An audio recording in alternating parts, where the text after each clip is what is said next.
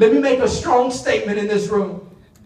God did not birth anybody in this room to fail. Let me make a strong statement. God did not birth anybody in this room to fail.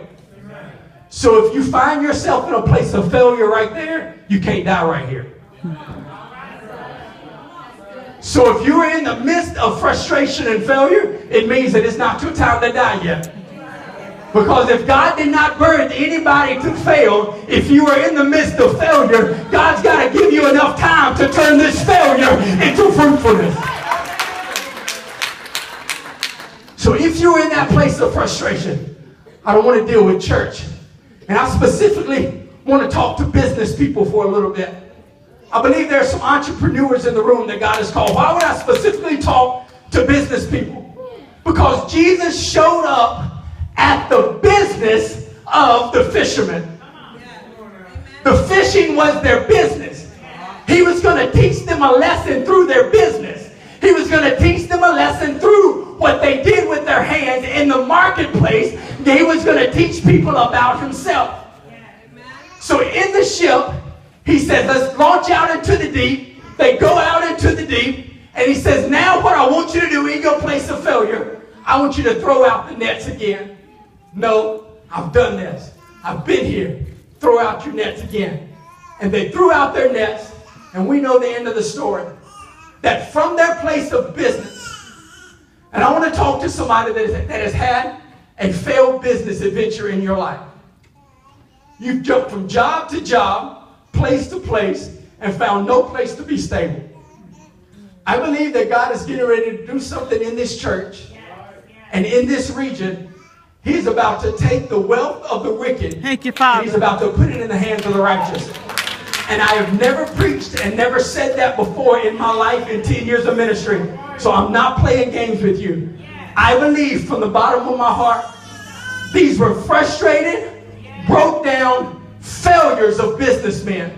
They had failed at everything that they'd done. Their book didn't sell like Elder Fitzgerald's. They didn't come through. Their business didn't excel like somebody else. They couldn't get nobody to come. And in their brokenness and in their failure, in their places of having no money, Jesus said, from that place, I'm getting ready to teach about how good I am in that place of business. Cast out, throw the net out into the deep, bring it in, fish. For you, I know you're going to go to the fact that now they're going to be fishers of men. I know that. But let's just think for a moment that this was their livelihood, and what Jesus just did for them was an abundance of financial blessing. They toiled all night, not because they wanted to, but because they needed to eat. And what they couldn't get by themselves, Jesus said, if you let me on the boat, if you listen to my instruction, if you listen to what I've got to say, I'm going to give you some abundance in your place of failure. I thank God for selfish Christians because they make this point real good. God, I want just enough to satisfy my family. I want just enough to get by this month. If you pray that prayer, first of all, you don't know who God is. And second of all, you have misappropriated your purpose and call in the earth. The psalmist in Psalm chapter 23 says this. He makes a prayer. He makes a table for me in the presence of my enemy. And whenever God makes a table in the presence of his enemy, the psalmist could have the testimony, and my cup runs over. If you just want enough for your four and no more, you missed out on how abundant, extravagant, excessive, and good our God is. Because God does not want to bless you just for you. He wants to bless you so that you can be a blessing to somebody else. Give somebody a high five. Say, I'm getting ready to pay your next month's rent.